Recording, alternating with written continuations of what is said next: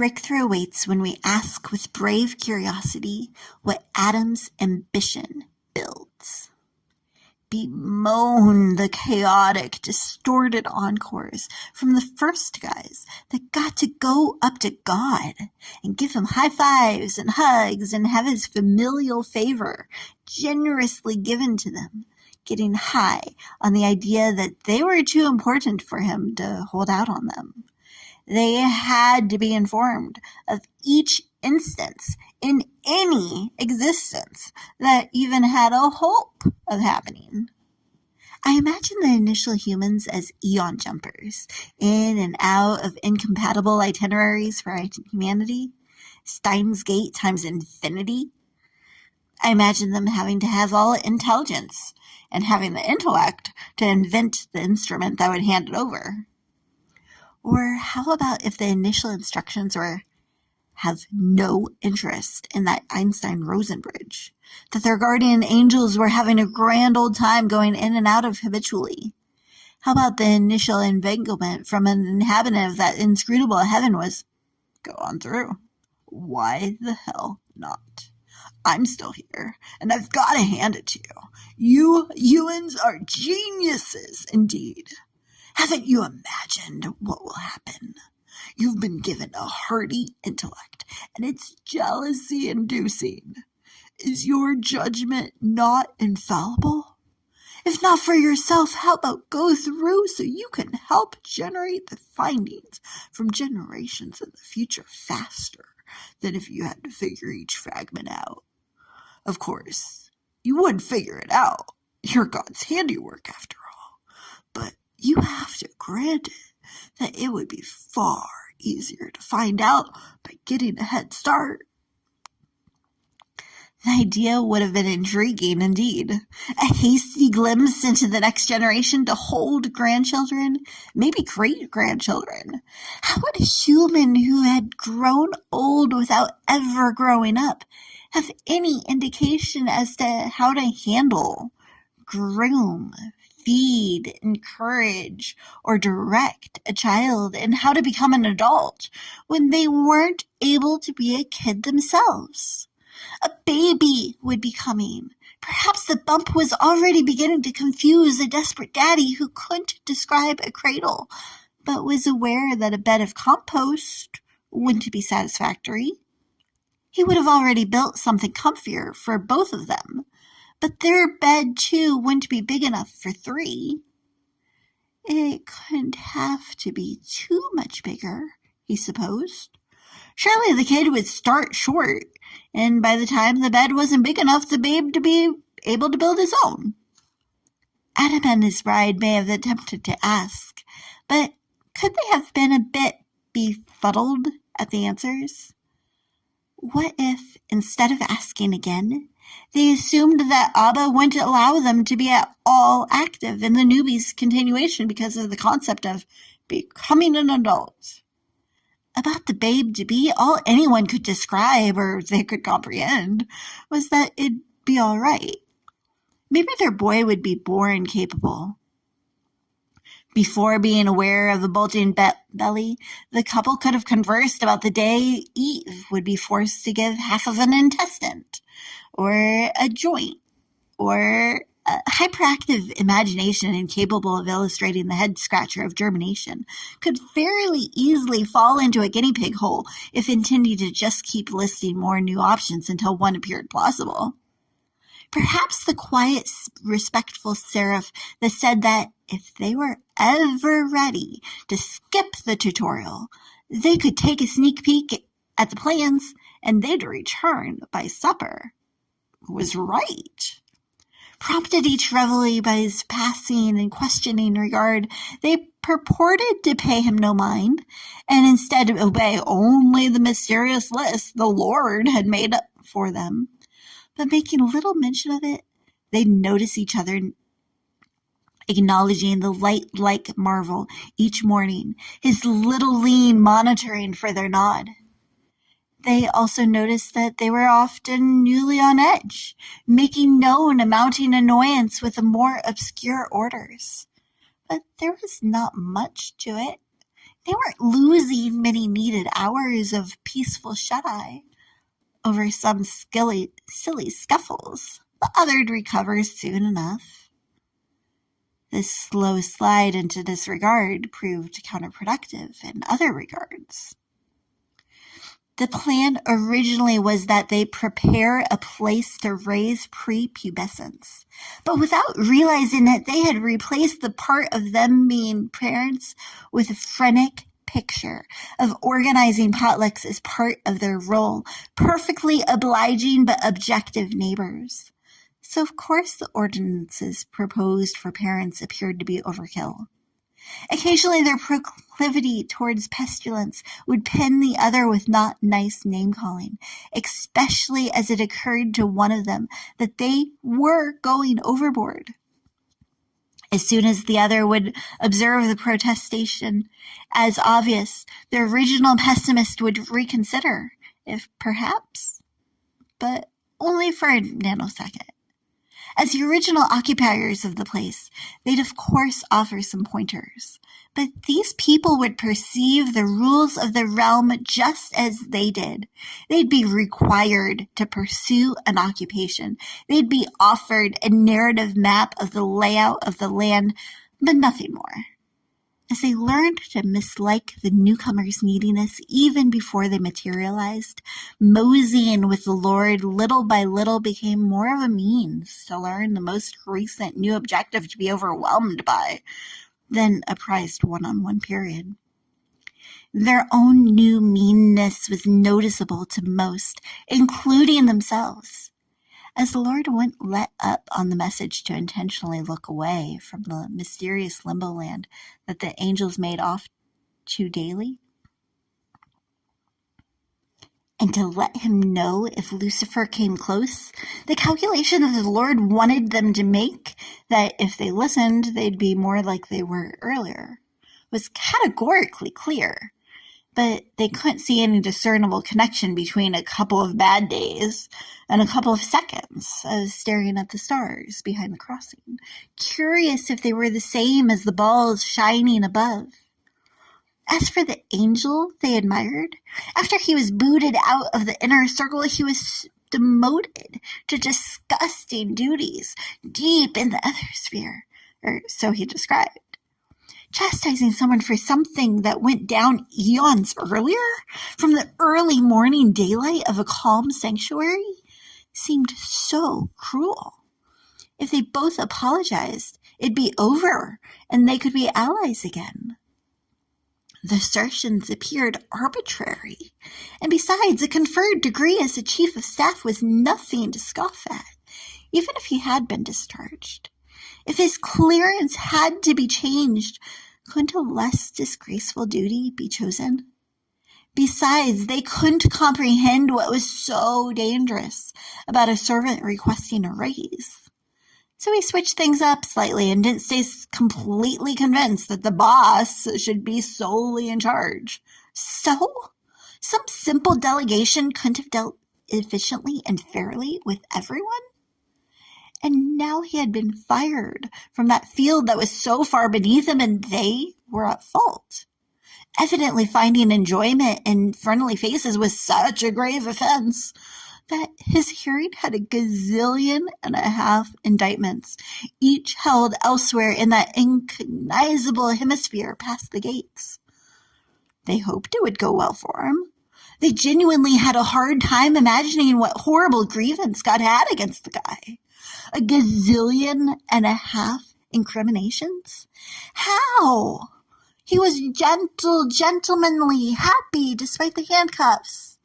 Oh, they had imagined themselves as the judge, as the joiner of the jury, as a journalist. If only they could hear the imputations, then of course they could clear up any misunderstanding, and then Lucifer would be let go. The Lord had been a little more elusive lately, but they were his kids and could communicate with him candidly. He'd listen to them. They liked the little man-light light that was so kind to them. Why call a legion to lock up an ally they looked forward to meeting for merely mentioning the news from another moment in time. It was never much, but the little morsels were luscious, and they made them last as long as they could by memorizing new messages and listing out loads of latent meanings. They'd meditate on a one-liner for a month and meticulously make up their minds to every one, maybe two, answers the next time Lucifer, even his name was marvelous, was in from a mission. Is music to be made, learned, or managed?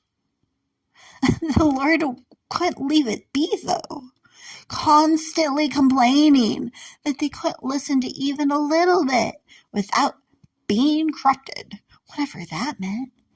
Not that he was offering any messages of his own, at least not the ones they wanted to ponder. Out of perturbed obedience and out of an obligation to not make life more miserable for their now marrer, they had even observed a new morning norm, making mindless natter and monotones while looking at their legs, so they wouldn't look at the little movements Lucifer made to let them know he cared about them. They'd last a week, or maybe look up and marvel that it had morphed into 2. If they made it to 3, a month would be more than manageable. They'd be laughing with each other and not notice the marvel's menacing mad look.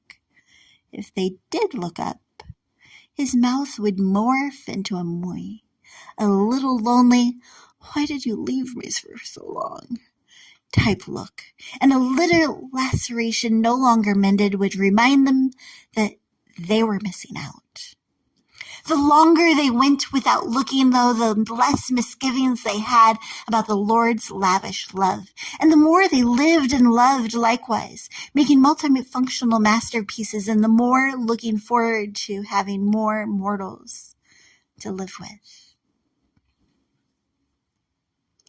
Even if the mechanics were still mysterious, they were less so. The likelihood of men being made large like Adam became slim as Eve's midriff matured. The Lord had been letting them in on mysteries long before they could come to justify the cost, and they were a little more than nervous than they would have been had they not neglected some of the more nuanced memos. But there are many me, for by listening they now knew more of the meaning of Mom and Dad, would be loved, for they were loved and were made to love. Life really was lovely. They may have been annoyed momentarily, or longed to lash out when the confusion they laid out before their king came back as brilliantly complex quadratic paradoxes. But when they quit judging intimacy as impossible because of their incomplete, jumbled knowledge of their lover, life was like it was made to be. While they were logically methodical in the molding of their land, they were mostly lively, light-hearted, and magnificent in their laughs, knowledge, love, and mercy in all layers of life. Alas, if only they had remembered whose exclusion let the amiable mood linger. Letting loose a little of their mindfulness in their merriment, they let themselves muse about what their morsel of land might look like when the last kernel was laid. The Lord had made it clear that they would always have a combination of cultivating and being comfortable to sit back. There was only one day each week they weren't expected to further the farm. But the enticing idea of a future without that essential flew into ears, eager for anything they could find about what would follow. They felt as long as they weren't engaging with their friend, and they weren't. They were following Father's excessive directions. Surely they could dream. Yet daydreaming, of course, continued into their sleep, until complete days and evenings were dedicated to energetically fueling their guesses. They didn't feel equipped, and since discourses with their dictator were dissolving into critiques too discursive to be constructive, their deep discontent sent them seeking solutions somewhere else. The day came when, dreaming of an eventuality envisioned by one they felt to be a friend, but who was fettered on faulty grounds, they finally had enough. Foresight felt essential to fatherhood, and evading the fullest fountain of information they'd find out of a false fealty felt imprudent. Their friend had earlier described crossing the bridge as super simple. He said it couldn't bear actual bodies since it was designed for spirits, but he showed them how to separate their spirits from their bodies and said that if they crossed during the evening when they were deemed to be sleeping, it wouldn't be obvious that they were absent. He also observed that in actuality they wouldn't be crossing because their bodies would stay, so they could still say they didn't disobey. He didn't desire to create burdens for them, only assist. He asserted that because Abba had been his boss before, he had a better sense of how to skirt overbearing directives without being disciplined. They questioned him on safety, but he said spirits couldn't be affected by anything that actually had any bulk to it. They'd be unseen and undamaged. They desired clarification on how to come back, and that also had an apparently basic answer. Ask, and another bridge would come. The bolder the asking, the better the bridge. Sturdy bridges could bring someone far closer to the desired end than a damaged one, crippled by unbelief. But it would operate the same way as the bridge they observed the angels going back and forth in. Say that whichever day you decide to cross through is day 1. Then simply declare a string of digits, and the bridge before you will send you that many sunrises later. The bolder the asking, the bigger the bridge. Bigger bridges are better, sturdier.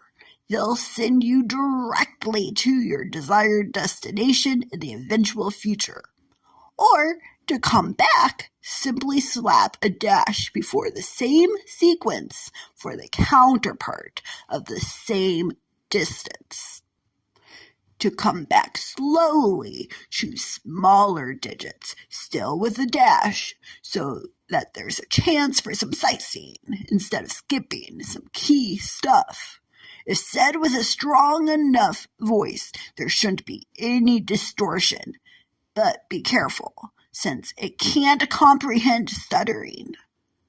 Adam and his bride would start with a swift survey, and then were confident that they could build a commanding bridge capable of bringing them back to the boring beginning. They were sure it would be difficult, but simply because the scene before them would be so dazzling that they'd struggle to step away. They'd simply have to comfort themselves that before long they'd come back again and again and build up a bit at a time by seeking out the specific details. They said they were sure, and even decided on a day, but that day came and went, and still they discussed details and contingencies. They considered their dictator's dire description of the consequences of crossing, and debated the semantics of the concept to die. Adam discounted the stern, stay away from the corruptor conversations that Dad kept sneaking in, but still had some serious doubts about the safety of something not designed for their species. Even though stay away from the crossing sounded like beyond that bridge is something cool that you don't deserve to see. He couldn't convince himself that he wouldn't be destroyed. Eve, with the full figure, got fed up with the fear-mongering. She figured that since she felt she had gotten huge, the only instructions she had to indicate when it would happen. She couldn't hem and haw. In a heated interchange, she insisted that if her husband didn't have the guts to hold on to the ideas that their heirs had insight that could help them, because they sure as hell had no idea how to go about honing a home, she'd go without him. The included insults hung in the air between them for hours. Hurt, internally injured, isolated, Eve had no interest in anything but grasping onto a glimpse glimpse of her healthy heirs having a good time being human. She had to have hope, and God's half answers weren't helping, and her husband's offers to hold her hand with instructions to hang in there didn't happen to help inject her with what would indeed help, information. So internally hoping he'd be interested enough again to join, instead of her general, "Good night, hun." That evening she indicated instead, "Hey, hun, I'm guessing I'm going to be fairly exhausted and will desire to sleep in. So if I'm breathing, I'm back. But avoid waking me if all an option." Adam's awareness of her body shifted as she slipped out of it. The soft sounds coming from her slowed and then stopped. His constant debate continued for a couple of startling seconds. He was stunned that she was serious. He had considered their dream simply that, but he couldn't give her the satisfaction of seeing their children without him. He couldn't consider what he'd do if they didn't come back. The scariest bit of the crossing was that they couldn't dilly-dally in their ethereal form, or else they'd find their form unfriendly. He couldn't envision it. He didn't have a solid conception of death. But it had been explained that if they didn't re-enter their figures almost immediately, any attempt to force entry would fail. They could enjoy their ethereal form after entering the future for essentially forever, if desired, and could still come back. But before crossing, staying a spirit was dangerous. The strange concept circled in Adam's brain for only those couple seconds before he too slipped out of his body. As he became acquainted to his body being below him, Adam saw both his bride and child spirit at the crossing, her shape now see-through but containing them both. They were beautiful. His anxiety was both alleviated and aggrandized by seeing them disappear into the emptiness. To be fair, Eve had delayed. She dilly-dallied as much as she dared before dashing off in the direction of the crossing.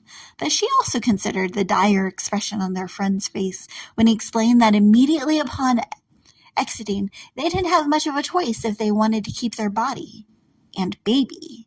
She had to cross or chicken out, and the crossing was closer, and she was determined. As they disappeared, Adams considered slipping back into his own body and attempted to sleep. He considered slipping back and alerting their bodyguard, spy, dad-like dictator, creator, director dude, but that character was decidedly inconsistent with his assistance. He buried his apprehension and bolted for the crossing, not stopping before it, but screaming the digits Eve had declared she would start with, as soon as he sensed he was close enough. He exclaimed all 8 digits, but because he was closer and speedier than expected, the bridge caught only the first 7 that he had called out as he crossed while saying the last. Since it didn't confirm back to him where he was being sent, he didn't even consider that he was in a completely different century than his sweetheart, as he started to seek her out. In another epoch entirely, Eve decided to delay, deserting the spot she stepped into, in case her sweetheart could still be coming, but couldn't. There was simply nothing to stick to, as something big and blue swayed below her, a storm brewing overhead. She chose a direction and speedily set off, still determined to see something that could be of assistance. Before long, she came across boats beginning to anchor, apparently uninterested in the beach, barely able to be seen on the horizon, as was she. She was awed by their brilliance. She started to deconstruct them in her brain, check out each component up close, calculate the chances that she and Adam could build something similar. She came up to the side of one ship and started to study the structure. Shiny. What could it be created from? And it was so big. How could something with a body 6 times as tall as hers be so sturdy? She spent the next several hours scrutinizing small sections, not content to continue until she could comprehend something that could be applicable to building her own buildings or someday boat. Adam would barely be aware of her absence, but she'd be awed by all that she'd bring back. Basking in the anticipation of his approval, she acknowledged the anchor being brought back up before the sun could, but didn't consider it strange. She studied the system and was somewhat self-congratulatory that such accomplished craftsmanship came from her. Still dark, the ship started to shift towards the beach. She had been awed the night before about the small, controllable suns that could brighten her surroundings, but was still amazed by a bigger one on shore blinking at them. Something close to where she was smoothly skating around, searching for more stuff to study, blinked back. She saw that they were sticking stubbornly to their target, straight ahead, but was startled when the stillness soon descended into chaos. The same soldiers that seemed so serene all the while she was staring with satisfaction at who she would spawn, screamed commands as they sped right through her. Eve did not stay to see the USS Bernadou beach herself so her contents, her children, could spill out. She didn't stick around to hear the self-congratulatory details from commanders describing success, seizing Safi. She didn't see, but if she did, she wouldn't have cared that the count of those directing explosive fire towards them were not as great a group as feared. Events weren't exactly as expected for those who had endeavored to draw out the detailed choreography.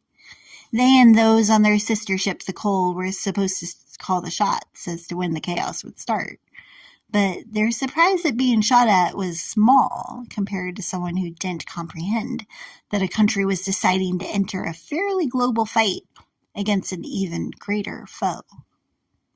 Eve fled as fast as she could when the fighting started, which, since she was flying and unencumbered by feet, was fast. As she flew, she fought against an excruciating dread of what else she would find. She couldn't fathom any excuse for flinging fire at each other. These were her offspring? She would go home before anything else could interfere with her idea that her heirs would inherit her idyllic home. Just improved. Home. The impact of her hazarding the initially idiot-proof instructions was as immaterial as she was. Inquire, and another junction will emerge. She hadn't any idea how to interrogate emptiness when hurting so horribly. Home. 100,000, no. 100 million, no. She had a hazy instinct that she should include integers in her inquiry. Increasingly inflamed, she increased her hustle and indicated the once indubitable, but now hazy integers she held, hoping for an indication she was heading home. That went to hell, and so then it was hellish again. To again interact with her hurting head, so afterwards she just hollered out any integer. As she hit hedge after hedge, either indisputably huge or almost infinitesimally,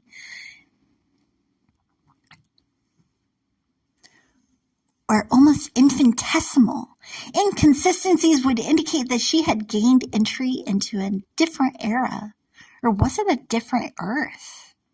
When explaining the first gate's guidelines, her guide held to himself an important helping of information, that the illustrations he helped her hone of the grandeur of the future only fit one of an infinite eventualities. Only events founded in their foray into the future were feasible to enter into, but Every one of these included, intertwined with examples of the ease and fantastic exorbitance she expected, filth, greed, hunger, and injury justified by kings who cared little for the minions they made to make their lavish kingdoms loads more incomparably outrageous. The price for paradise was too overwhelming. Any inkling of motivation to know herself as other than a prisoner of a ruler who promised paradise but offered pain passed away. Why return to raise a world that would rage so stubbornly?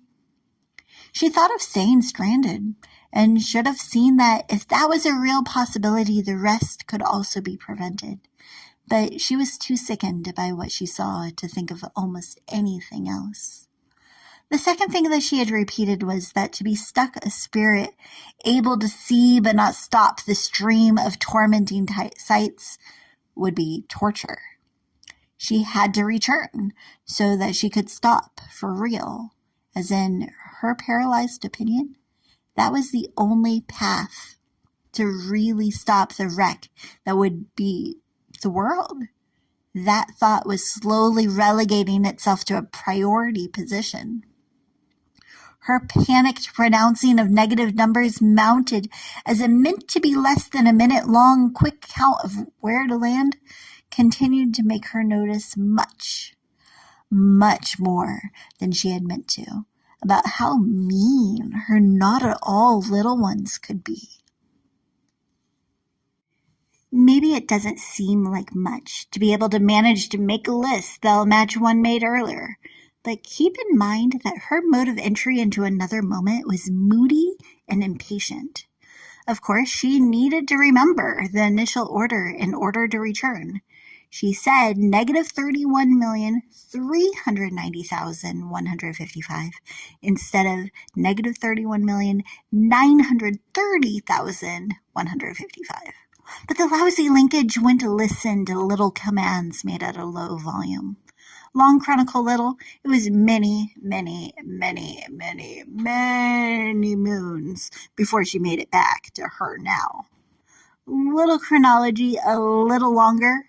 Look, she initially made it from her now to our 1942. It might as well have been the moon for her. Then the link cut off the last couple numbers for her, negative, make all this normal now for me, and left her a mere negative 31,390,000 nights versus multiple millennia away. She mumbled. As she had been looking to make as much of a length away between herself and her launching of missiles while making her next portal, she picked a perpendicular path from the ocean so that when the portal almost obeyed, it opened into an even more mind-numbing Marrakesh made to live in a menial labor market in the mid-1860s. Mama of them all, she lost any composure she had left. She couldn't mutter or even remember any integers for a long while. Then, when she managed to mention any, even in her mind, those looks that she hadn't yet learned to label would clear out anything else. The lousy link to another now would move to listen, and then she'd be newly nauseated by the news that by making more like herself, she'd be letting out murderers. The life moving inside her knew he would never be loved.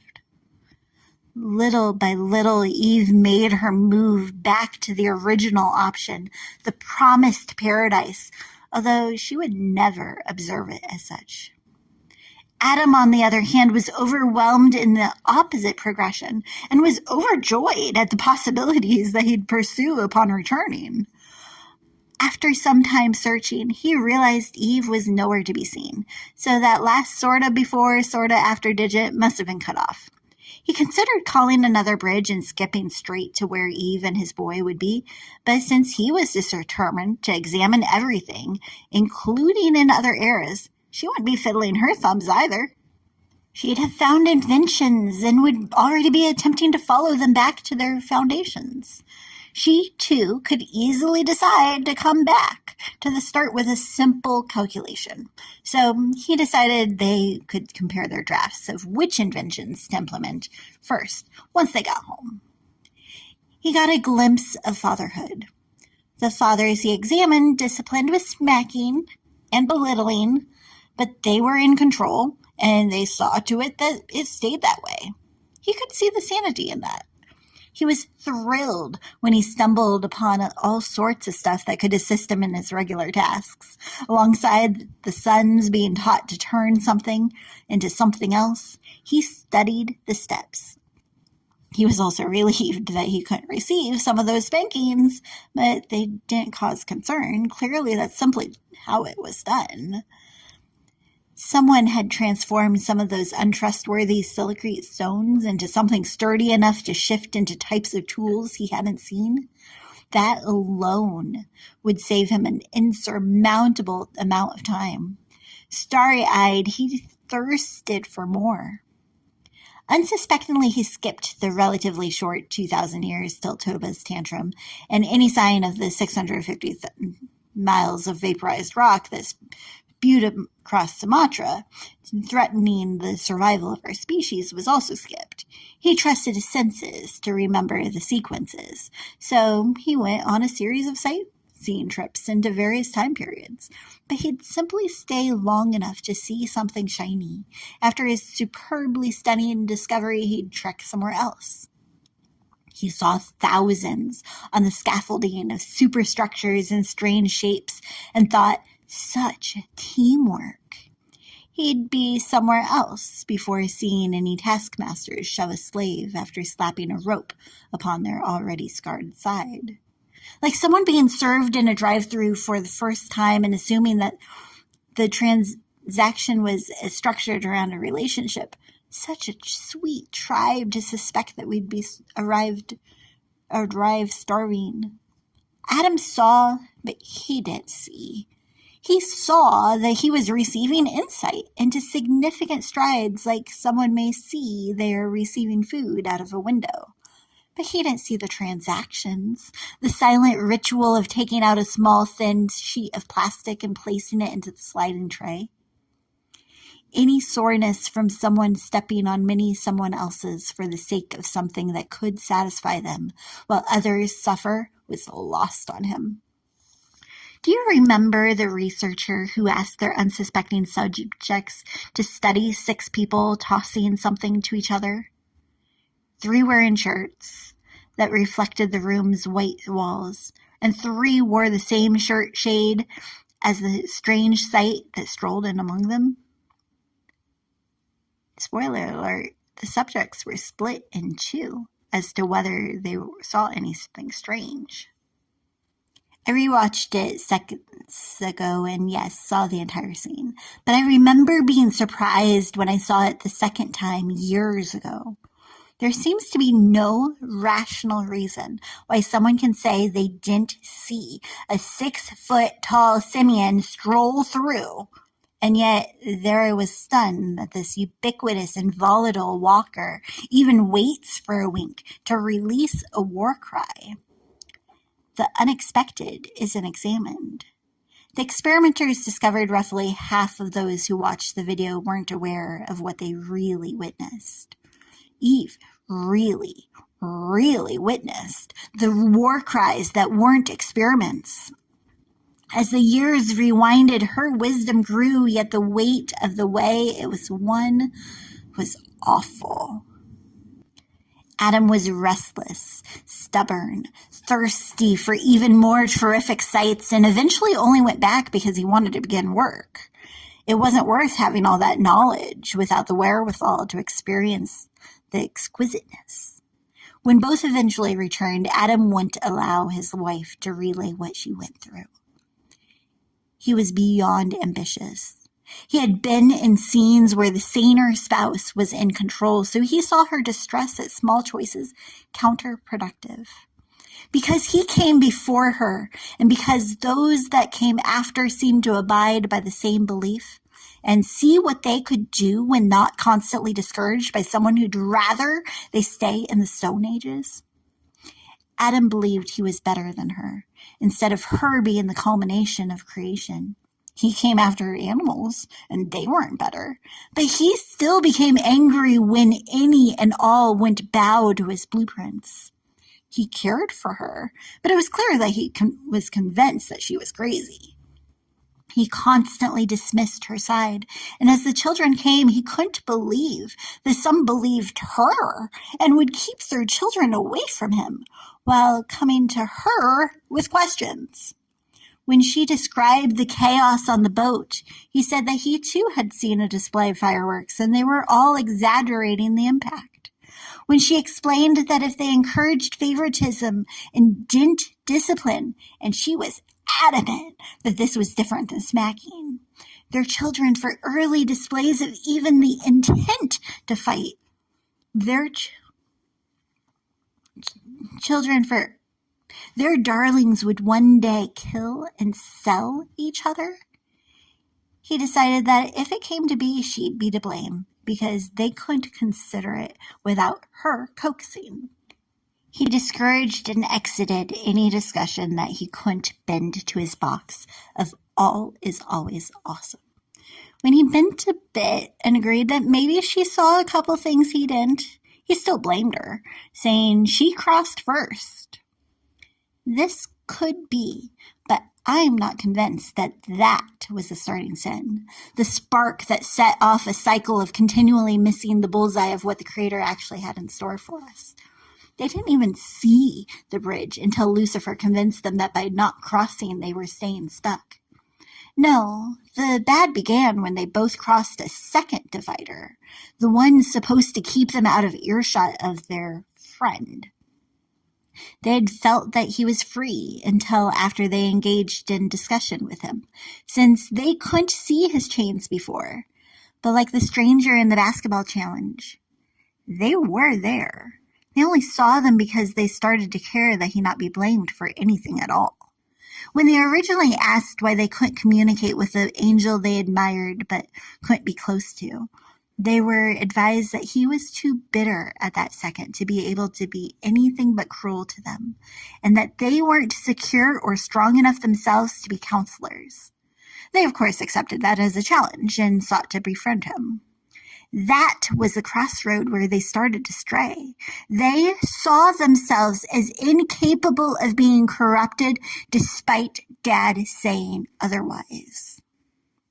By the occurrence of the circumstances under which she came back, Eve came to see that she and her children could be corrupted, but didn't have to choose to rebel. She had seen the same space several times in several different settings, so she came to see that their someday wasn't set. And I think that if she could have convinced her spouse of the dangers of continuing without careful consideration, the spiraling could have stopped there.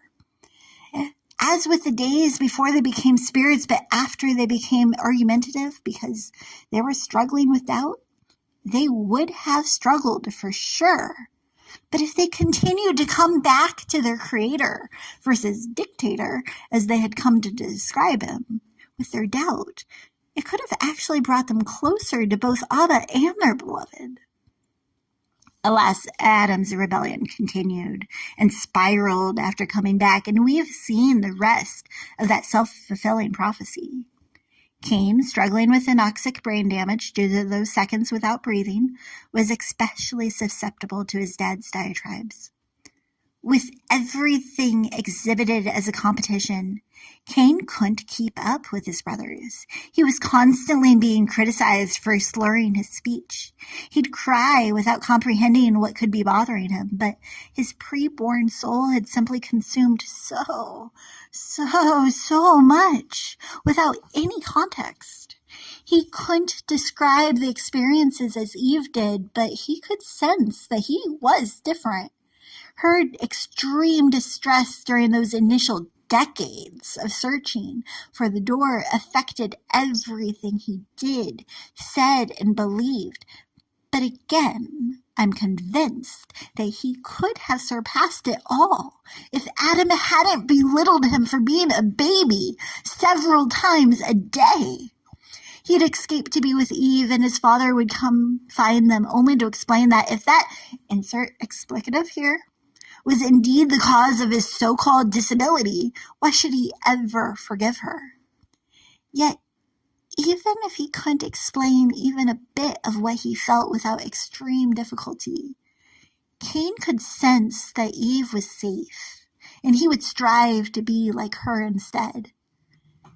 After he too spiraled out of control and killed his brother, Eve argued on behalf of her boy with anyone who would attempt to approach the area. She alerted all that they had also been both the accused and the betrayed. She adored Abel, but that couldn't cause her to despise Cain.